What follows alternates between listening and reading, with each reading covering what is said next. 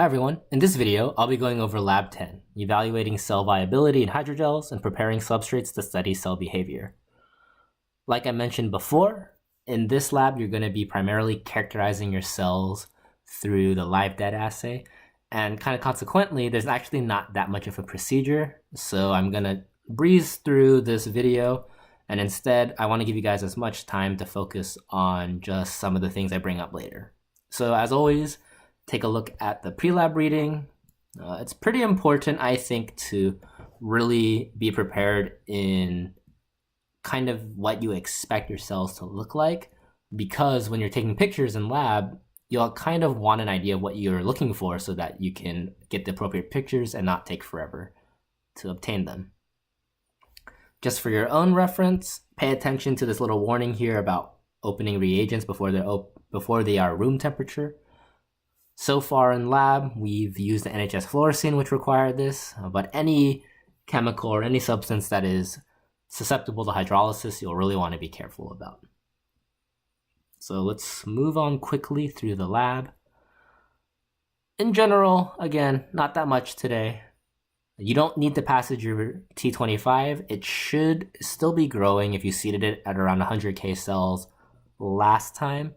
One thing you'll want to do is definitely change the media, but you guys should be able to do that. One thing I would recommend is that your TA should be having you guys split up. So half the groups will start with this live dead assay and the other half will start with the PDMS. But just to be in order of the report, I'm going to go the live dead assay first. So like I said, pretty simple.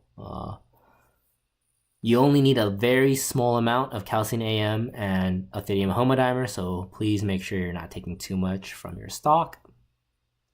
The reason for the difference in incubation time, if you're reading the provided manual, is because you have them in these little bead gel type things. It's probably going to take a little longer for diffusion to occur. So that's why I'm having you guys wait 30 to 45 minutes.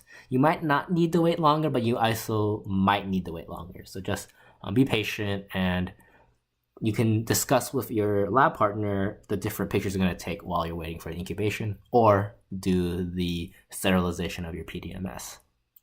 Right here, I've made a note that before lab section, you should think about the different ways to characterize your cell populations.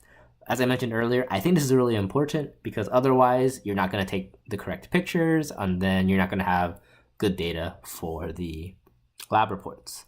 Speaking of, I will try to get that up as soon as possible, so expect to see the questions and the guidelines for lab reports C and D early next week. All right, on to